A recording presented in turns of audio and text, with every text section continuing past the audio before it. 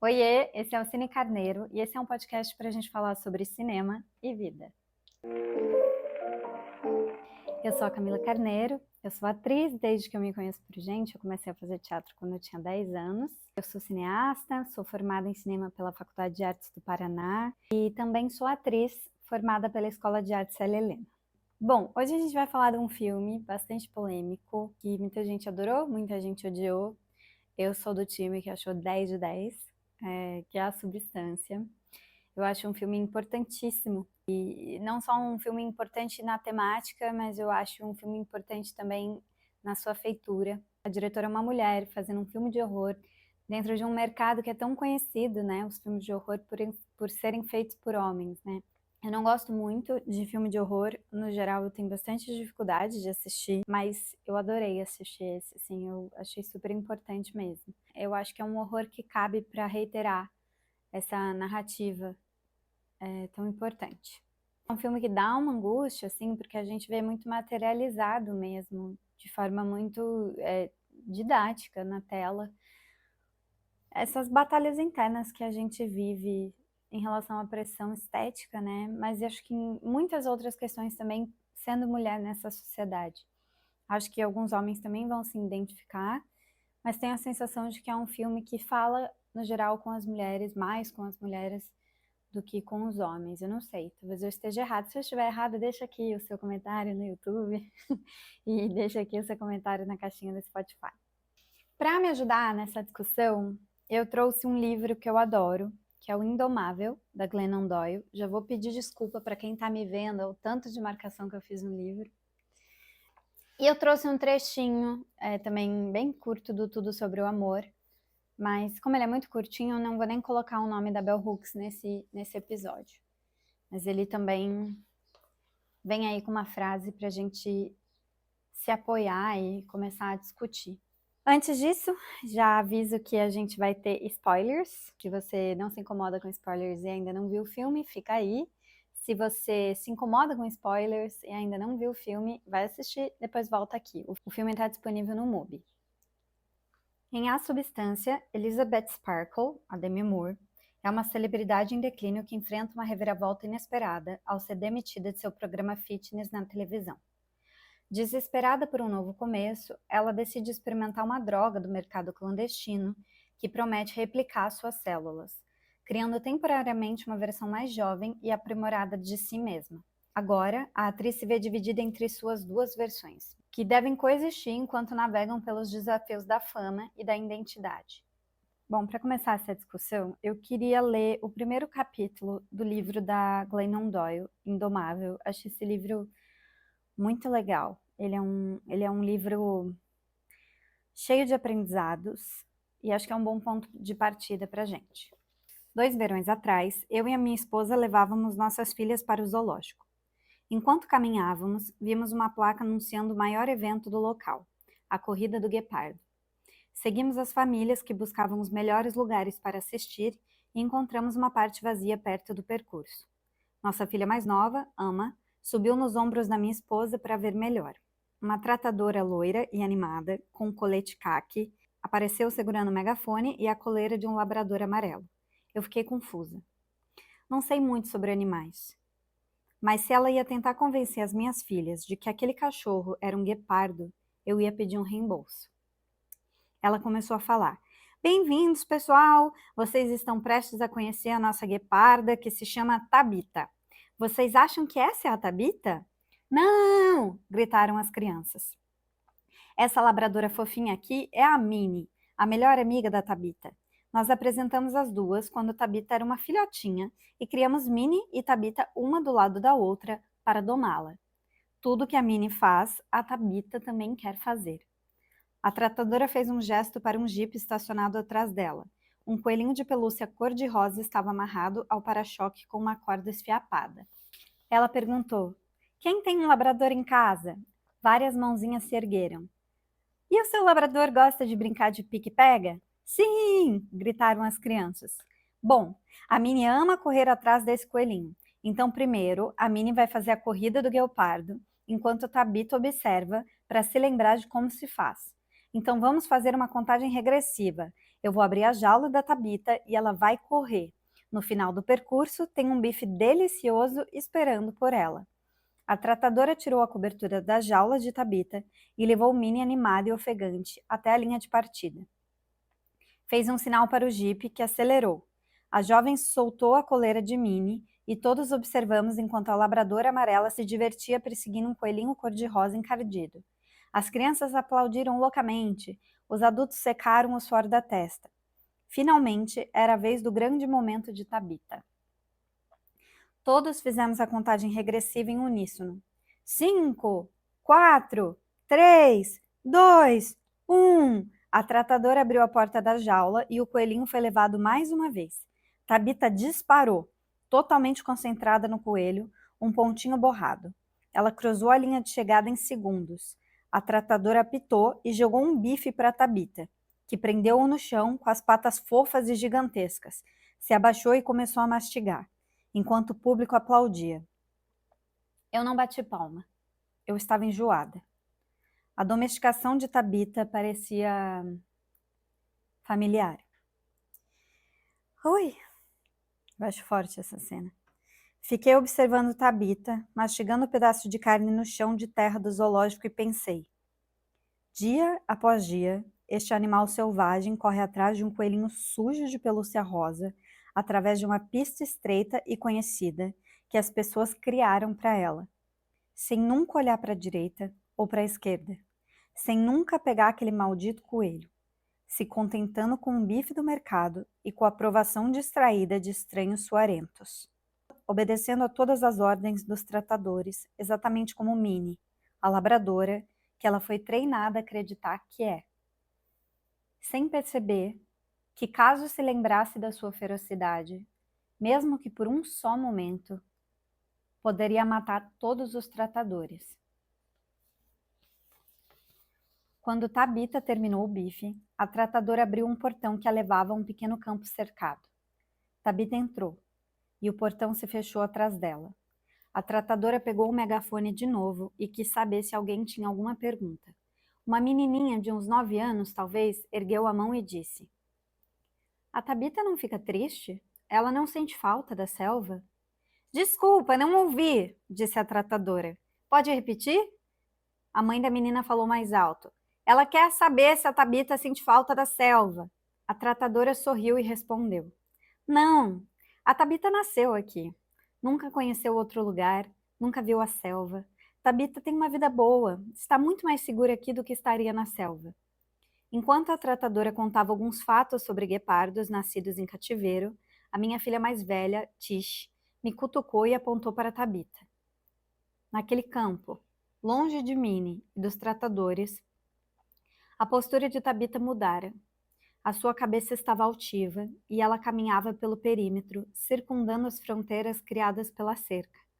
De lá para cá, de cá para lá, parando somente para encarar algo além da jaula. Era como se ela estivesse se lembrando de algo.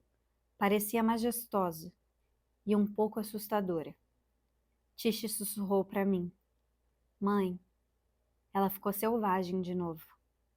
Eu assenti para Tish e voltei a encarar Tabita, que continuava marchando pela área. Eu gostaria de poder perguntar a ela o que é que está acontecendo dentro de você neste momento. Eu sabia o que ela me diria.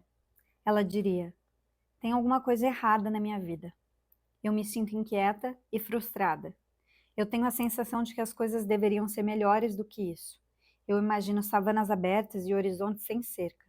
Quero correr, caçar e matar. Quero dormir sobre um céu de silêncio e escuridão cheio de estrelas. É tudo tão real que eu quase consigo sentir o gosto. Então Tabita olharia de volta para a jaula, o único lar que já conheceu. Olharia para os tratadores sorridentes, para o público entediado, para sua melhor amiga ofegante, saltitante e suplicante, a labradora. Ela suspiraria e diria, eu deveria ser grata. Eu tenho uma vida boa o bastante aqui. É loucura desejar algo que nem existe. Então eu diria, Tabita, você não é louca. Você é a porra de um guepardo. Depois, no decorrer do livro, ela vai contar que ela, enfim, descobre que o marido dela tá traindo ela.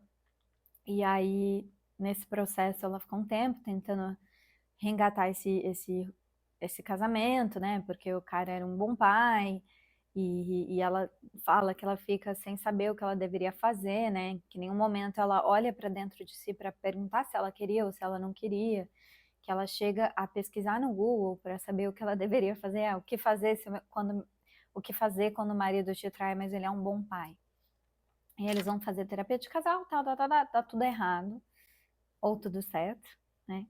Eles decidem se separar, porque num dos congressos que ela vai, ela acaba se apaixonando por uma mulher. E ela percebe, no encontro com essa mulher, o tanto de vida que ela tinha deixado morrer dentro dela há muito tempo. E depois elas ficam juntas, a mulher, né, quer assumir as crianças, quer casar com ela e tal, e vai pedir a mão dela em casamento.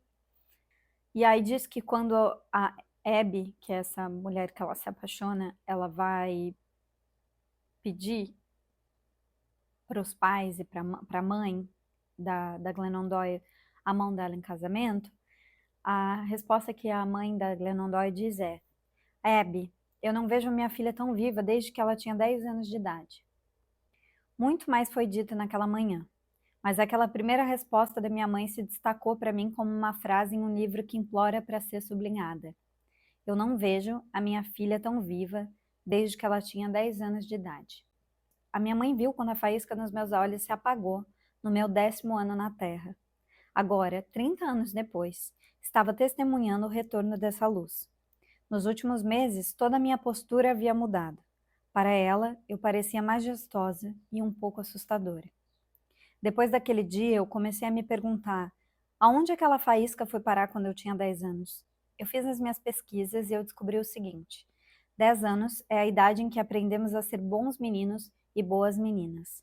10 anos é quando as crianças começam a abrir mão de quem são para se tornar quem o mundo espera que sejam. 10 anos é quando a nossa domesticação começa. 10 anos foi quando o mundo me fez sentar, me disse para ficar quietinha e mostrou as minhas jaulas. Estes são os sentimentos que você pode expressar. Esta é a maneira como uma mulher deve se comportar. Este é o corpo que você deve esforçar-se para ter. Estas são as coisas em que você vai acreditar. Estas são as pessoas que você pode amar. Estas são as pessoas que você deve temer. Esse é o tipo da vida que você deve querer. Faça-se caber. Vai ser desconfortável de início, mas não se preocupe.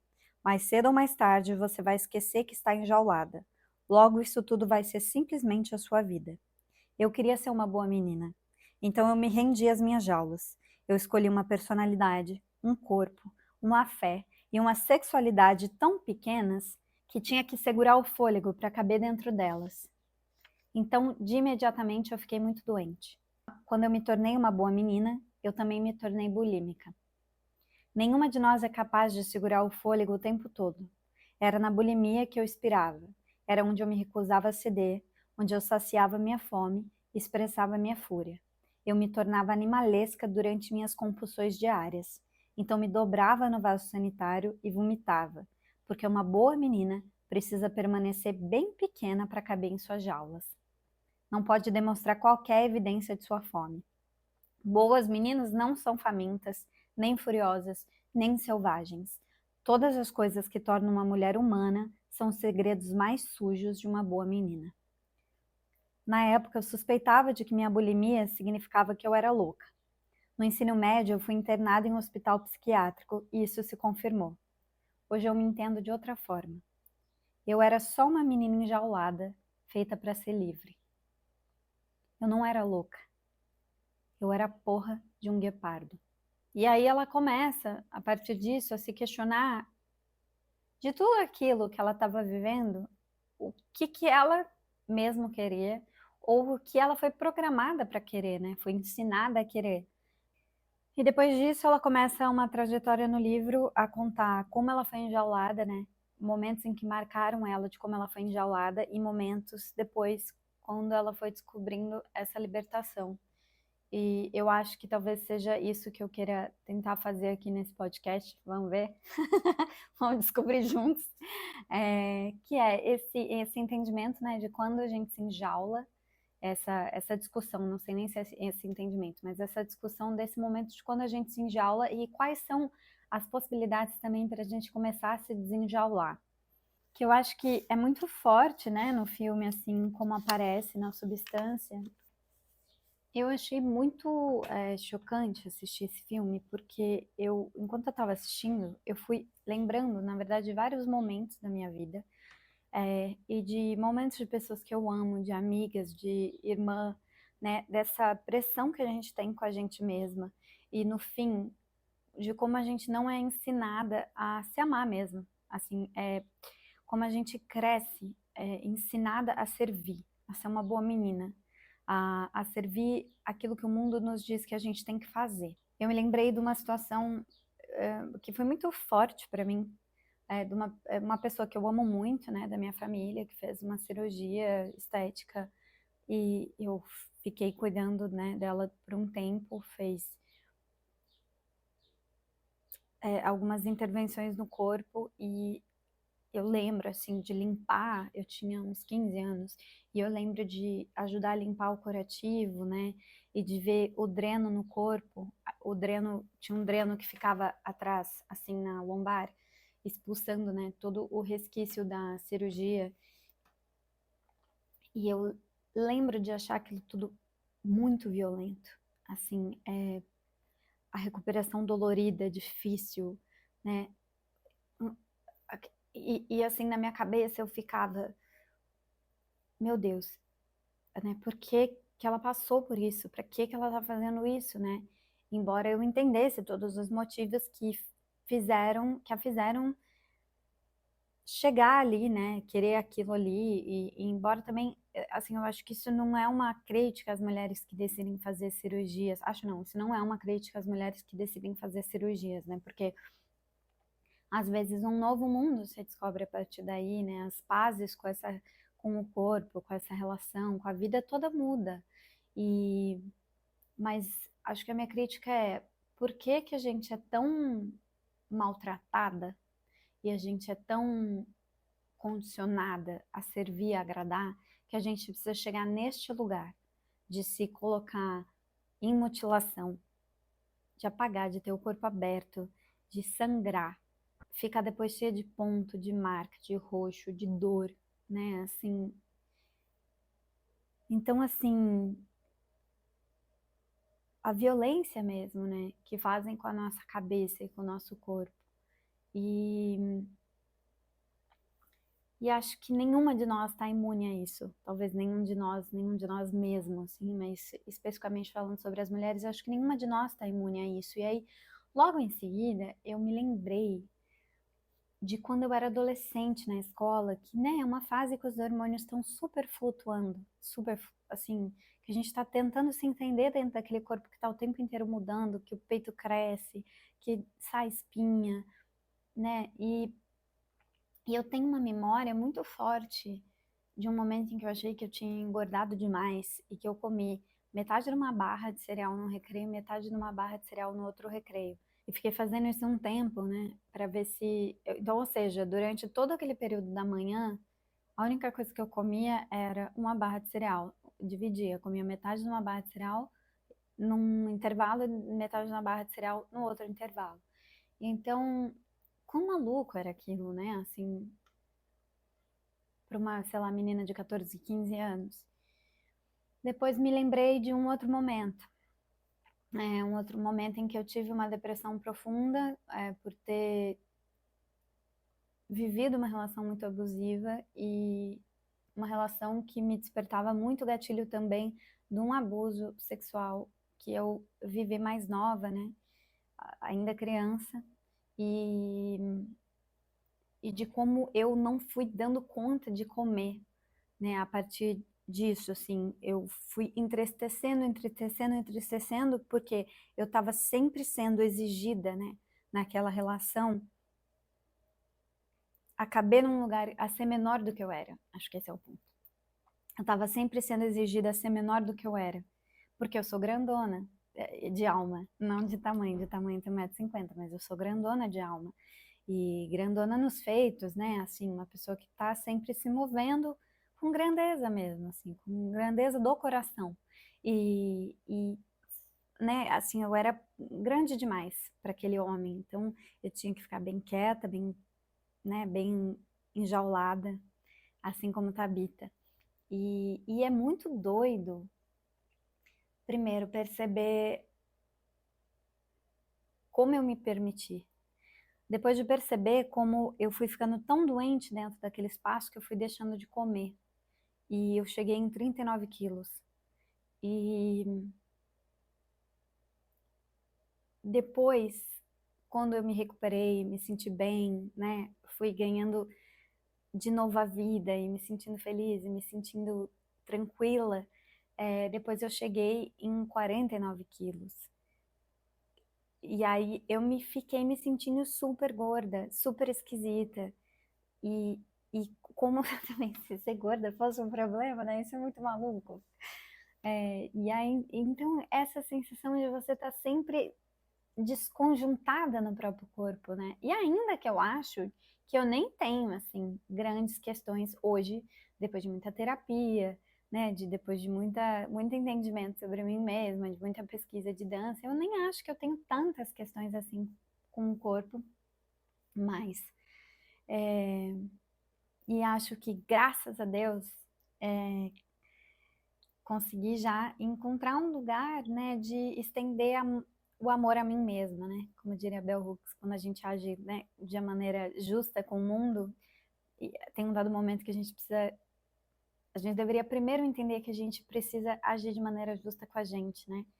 Mas a gente primeiro acaba sendo criada para serem boas meninas, né? E agir de maneira justa com o mundo, mas não agir de maneira justa com a gente. E aí estou aqui compartilhando alguns relatos pessoais com vocês, porque eu acho que no fim, né, você me ouvindo falar disso aí, você vai lembrar de outros momentos aí na tua casa, na tua criação, com as suas amigas, com os seus parceiros, né, onde você também foi se sendo obrigada a ser menor do que você deveria, ou ser você na sua totalidade, né.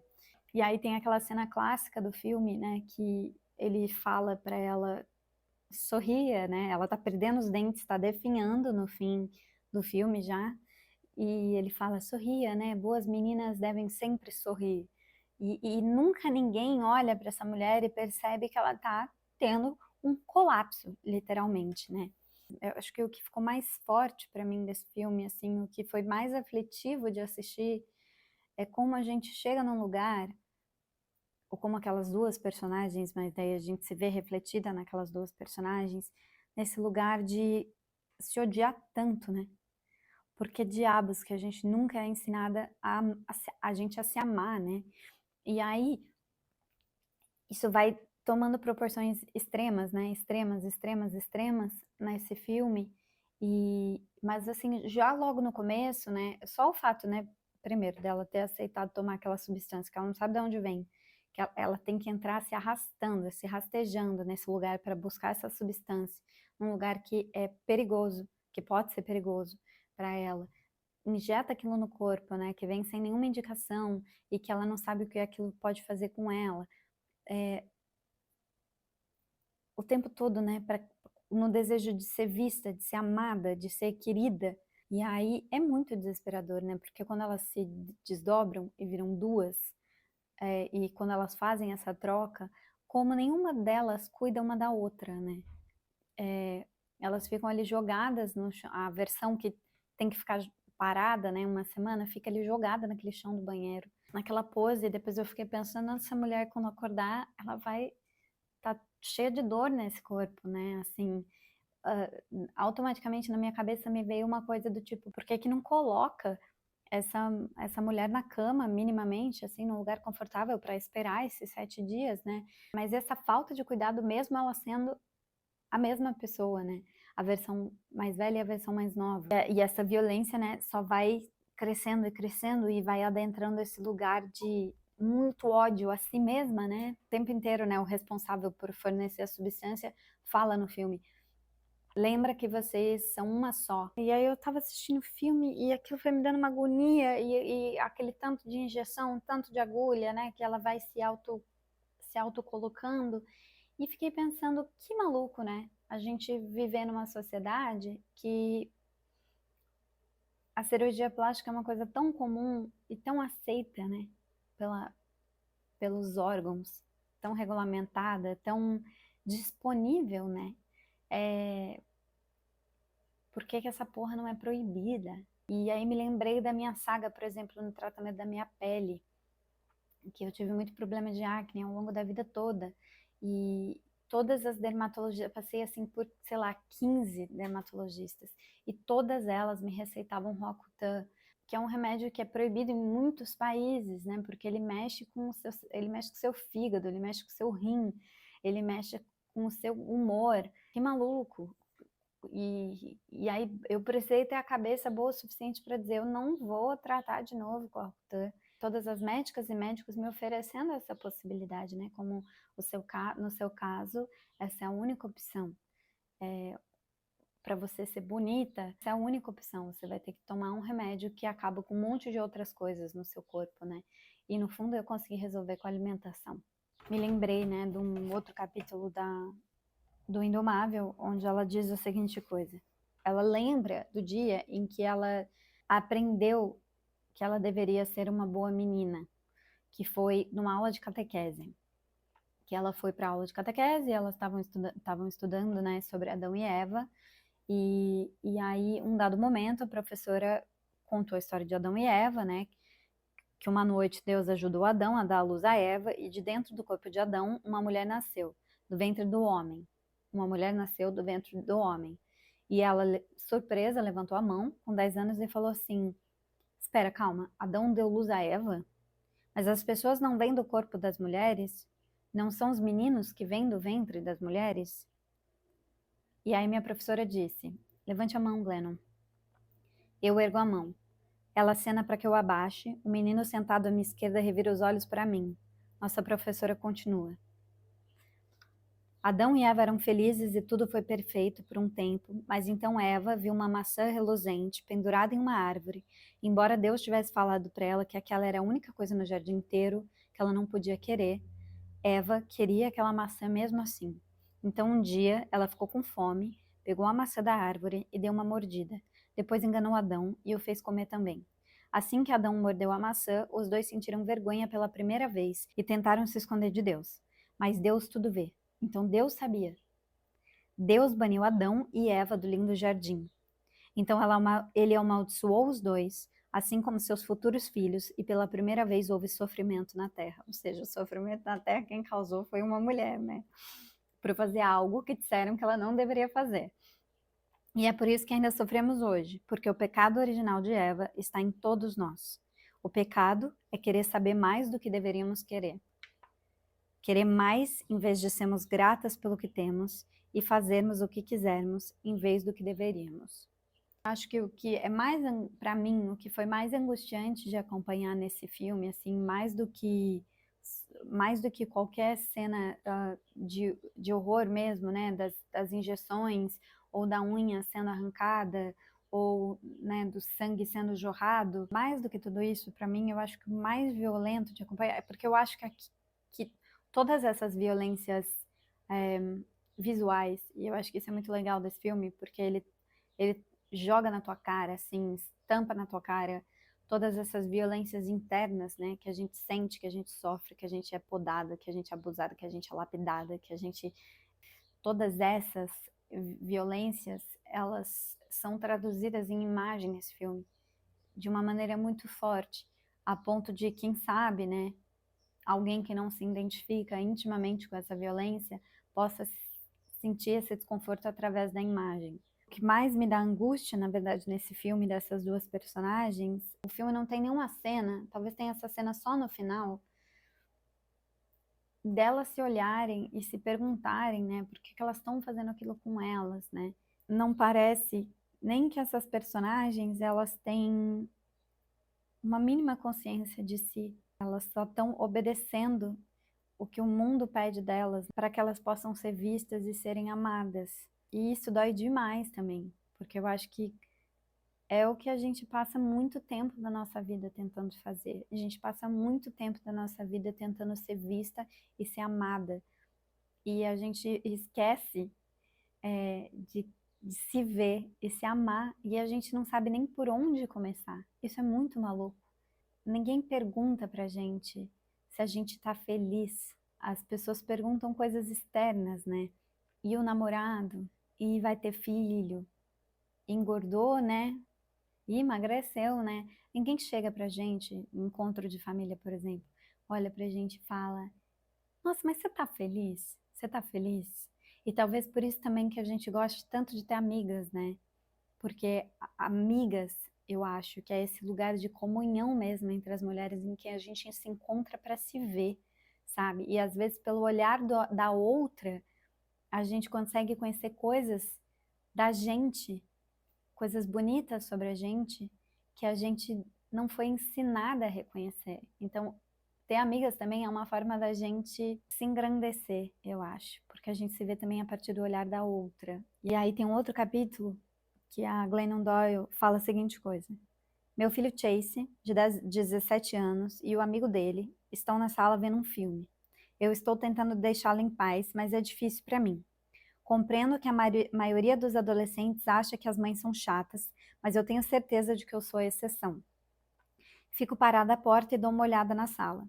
Os meninos estão largados no sofá e as meninas estão sentadas da forma mais arrumada e controlada possível no chão. Vou repetir. Os meninos estão largados no sofá e as meninas estão sentadas da forma mais arrumada e controlada possível no chão. As minhas filhas mais novas estão aos pés das garotas mais velhas, adorando-as em silêncio. Meu filho olha para mim e dá um meio sorriso. Oi, mãe. Preciso de uma desculpa para estar aqui, então pergunto: alguém está com fome? O que acontece ao seguir se desenrola em câmera lenta. Cada um dos meninos, mesmo com os olhos na TV, responde: sim! E as meninas ficam em silêncio a princípio. Então cada menina desvia os olhos da TV e avalia o rosto uma das outras meninas. Elas olham para o rosto de uma amiga para descobrir se está ela mesma com fome. Algum tipo de telepatia está se passando entre elas. Estão fazendo uma votação. Estão chegando a um consenso, pedindo permissão ou fazendo recusas. De alguma forma, o coletivo silenciosamente nomeou como porta-voz uma menina de cabelo trançado e sardas no nariz. Ela desvia os olhos do rosto das amigas e me encara. Sorri educadamente e responde: não precisa. Obrigada. Os meninos fizeram uma avaliação interna. As meninas fizeram uma avaliação externa. Nós esquecemos como saber quando aprendemos a agradar. É por isso que vivemos com fome. O que me leva para duas cenas muito malucas de comida no filme. 3 cenas, na verdade. A primeira cena logo no começo do filme, em que aquele homem, né, que é o superior de tudo, aquele homem que dita as regras, que diz: você é boa o suficiente ou você não é boa o suficiente, você só tem valor a partir disso, se você for linda e se você nos render dinheiros. Logo no início do filme, ele chama ela para avisá-la de que eles precisam de uma renovação, de uma pessoa mais jovem, mais bonita e tal. E toda essa cena ela se desenrola com ele comendo esse camarão com muito desejo e com muita vontade e de uma forma que é até asquerosa. O que eu acho isso muito legal também da direção, porque ela coloca esses homens sempre num lugar muito caricato e asqueroso, assim, porque é isso, eu acho que a sensação que eu tenho nesse filme é, se você tem dúvidas de como as coisas funcionam, na camada invisível, na linha invisível que dita as regras da sociedade, eu vou trazer essa camada aqui de novo para você olhar. E aqui não vai estar implícito, vai estar explícito, para você ver quão grotesco isso é. Então ela bota esses homens sempre caricatos, né? Escrotos, na verdade, acho que é isso, assim, esses homens são sempre escrotos nesse filme, e ele tá lá engolindo esse camarão e comendo de um jeito muito nojento e com muita ânsia, muita fome, E em um dado momento, né, ela faz um paralelo, inclusive, com quando os homens brocham, né, com 50 anos, 50, já não funciona mais, balança aquele camarão não consegue falar aquele broche, ele balança o camarão, né? E a câmera explica pra gente, né, que aquele balançar daquele camarão é que aquilo não funciona mais, o pau dele não funciona mais. Ainda assim, ele continua ganhando dinheiro, sendo o diretor da emissora, tendo a sua carreira num lugar de sucesso, e a mulher, que ainda tem um corpo provavelmente sexual, né, aos 50 anos, mas ela tá velha, ela tá sendo descartada e a validade dela já foi. Então, num pé de igualdade completamente desigual, né? Tem essa cena desse homem que tem muito apetite, né? E que tem o direito de comer. Depois, a outra cena em que aparece abundância de comida, né? Que ela pode comer, que ela tem a permissão de comer, é quando ela já tá virando uma bruxa, né? Que a Sue arrancou tanto da Sparkle, da energia vital da Sparkle, que ela já começou a definhar, né, e a virar uma bruxa mesmo, essa imagem que vem daquele dedo de bruxa, né, daquele cabelo de bruxa, e é muito, de novo, significativo, né, muito imagético, né, essa mulher começar a ser caracterizada como uma bruxa, né, que é recusada pela sociedade, que vive sozinha, que não deve ser amada, e que é ruim, e que é feia, e aí essa abundância de comida, ela tá batendo aquela comida no liquidificador e com raiva, né, dessa outra versão dela, mais jovem, que vai definhando ela também, né, e que no fim elas são uma só. Isso é muito doido, né, e elas começam a agir como inimigas, né, e não como duas amigas que estão construindo o melhor caminho para si, mas elas começam a competir entre elas, né, e que vai entrando nesse lugar de como a gente pode chegar a se odiar tanto que a gente vai por esse lugar, né, da bulimia, da compulsão alimentar, ou da automutilação, enfim, acho que muitas formas, né, ou da depressão, muitas formas que isso pode se apresentar, mas assim, que não é um lugar de paz, né, é um lugar de desgostar e de se desagradar e de se machucar. E aí, essa é uma cena que né, por ela ser uma bruxa, agora tem uma abundância de comida ali. E aí a bruxa pode comer, né? Porque ela já também não tá servindo a nada para a sociedade. E aí depois tem uma outra cena em que a Margaret também, ela come loucamente. Pega tudo que tá dentro da geladeira, tudo que ela preparou e come, come, come, come, come, come, come, come, come, come, come, come, come. E essa não é mostrado, né, ela comendo assim nessa, mas a gente entende pela sujeira que fica ali depois na sala que ela se matou de comer. E porque a Sul tem um sonho em que esse frango tá no corpo dela e esse frango vai virar uma bola na bunda dela, né? Esse frango, depois o frango sai pelo umbigo e esse frango vai fazer ela engordar e essa comida, ela fica com raiva dela mesma, dessa outra versão dela mesma. E chama de velha e fala, né, tudo assim, não fala, mas você entende que a raiva dela, porque tudo aquilo vai pro corpo dela depois, né? Ai, puxado. Então a relação com comida também nesse filme nunca aparece de uma forma que é sadia, né? Assim, é sempre asquerosa, né? Assim, como se a comida fosse um grande inimigo. E na verdade a única comida que elas podem comer, né? É aquela comida que vem empacotada, quase como uma comida de astronauta, assim, que tem a versão de quem está vivendo e a versão de quem está lá em hibernação, né? Então, a relação com a comida é sempre nesse lugar doentia mesmo, doentia. Quem tem permissão de comer por quê e como, né? E aí tem um outro momento do livro da Glennon Doyle que ela fala de que como a compulsão dela alimentar, né, que ela teve bulimia, passou a virar alcoolismo, né? E que era todo esse turbilhão, né, de coisas que ela sentia que ela não podia manifestar. Então, que ela fala assim, eu tinha medo do que tinha dentro de mim. Parecia poderoso o suficiente para destruir cada pedaço da bela vida que eu tinha construído. Era como eu nunca me senti segura em uma varanda, afinal, e se eu pulasse? Tudo bem, falava para mim mesma, eu vou manter a mim e aos meus a salvo. escondendo o que há dentro de mim. Ficava impressionada com quanto isso era fácil. Eu estava cheia de raios e trovões e água fervente, vermelho e dourado intensos, mas tudo que tinha que fazer era sorrir e assentir, e o mundo me veria tranquila como uma brisa. Às vezes eu me perguntava se talvez não fosse a única usando a pele como contenção.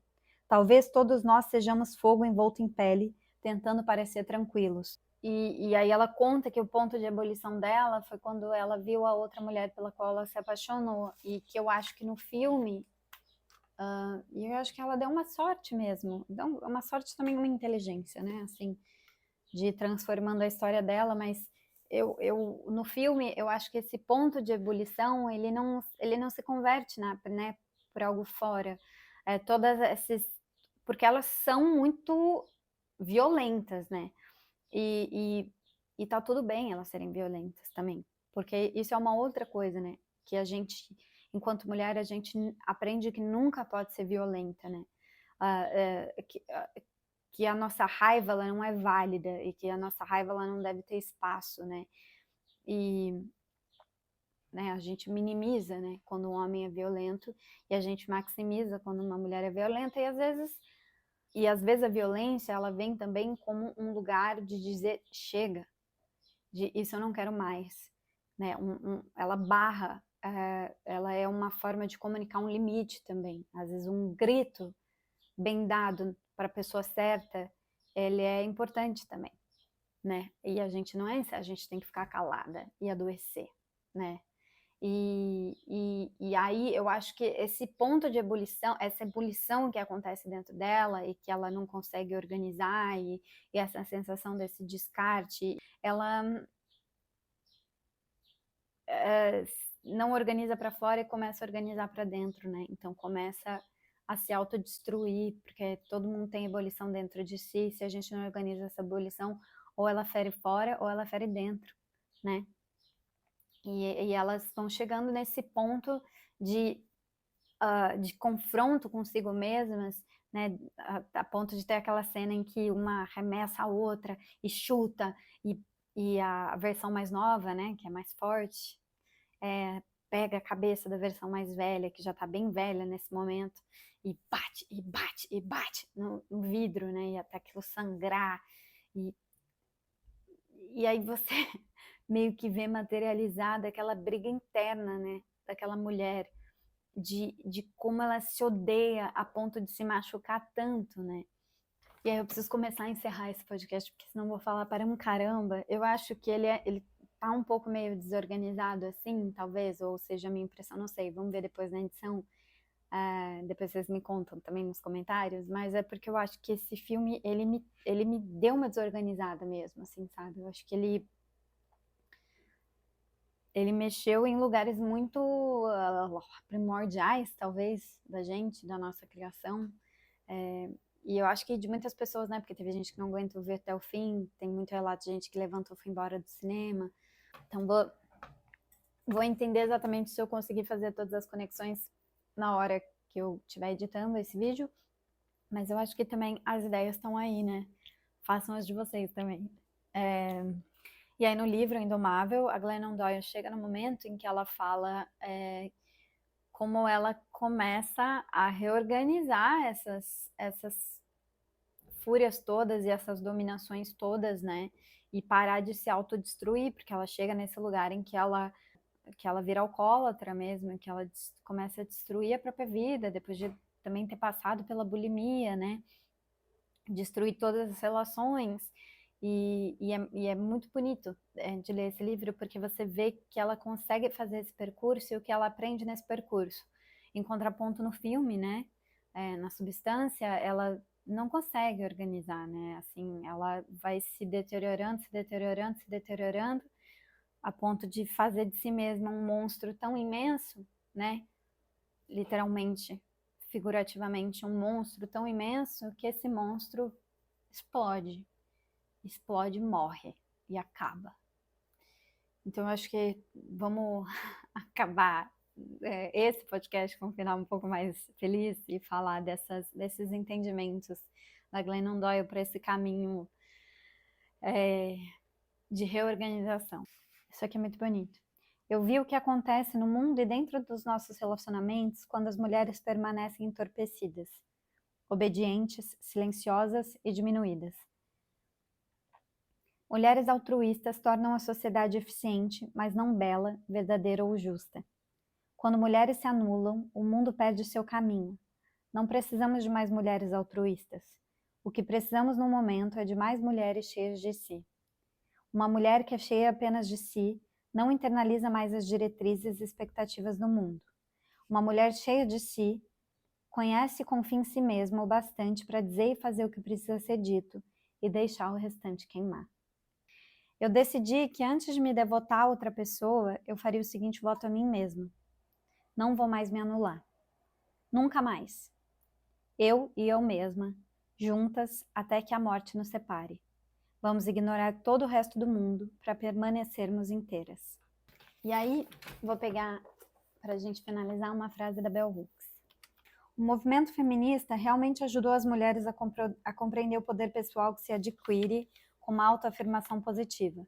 A obra Revolução Interior, um livro de autoestima, um best-seller de Gloria Steinem, alertou as mulheres quanto ao perigo de alcançar o sucesso sem estabelecer as bases necessárias para o amor próprio e a autoestima. Ela descobriu que mulheres bem-sucedidas, que ainda sofriam de auto-ódio internalizado, invariavelmente agiam de formas que minavam suas realizações. E caso a pessoa bem-sucedida que sofre de auto-ódio não tenha se sabotado, ela pode ter vivido num desespero particular, incapaz de dizer aos outros o que o sucesso não põe fim. De fato, a falta de autoestima. Para complicar as coisas, mulheres podem sentir necessidade de fingir que amam a si mesmas para projetar confiança e poder para o mundo exterior, e como consequência, sentirem-se num conflito psicológico, desconectadas de seu eu verdadeiro.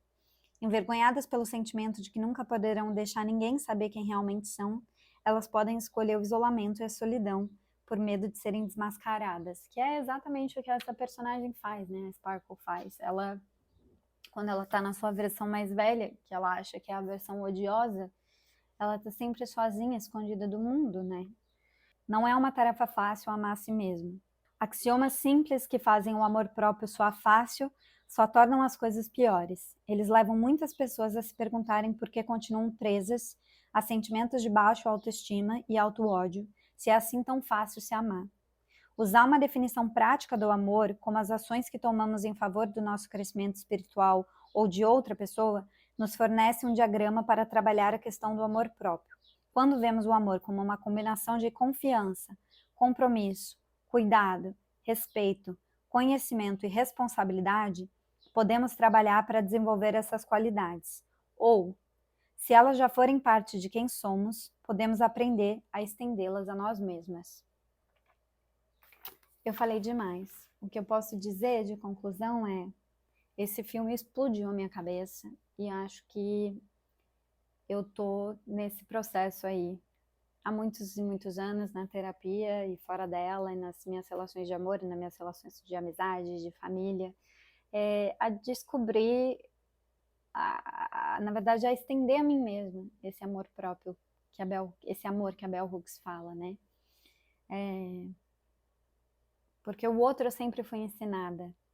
Esse amor para com o mundo eu sempre fui ensinado. O que eu não fui ensinada é como estender esse amor a mim mesma. E acho que tem estendido de uns tempos para cá. E acho que esse podcast é sobre a substância e sobre todas essas outras coisas que estão juntas, né? Que estão ali, presentes nesse filme. Então, é isso, gente. Não sei. A cabeça tá meio explodindo. Me conta aí, como ficou a sua cabeça depois de assistir a Substância?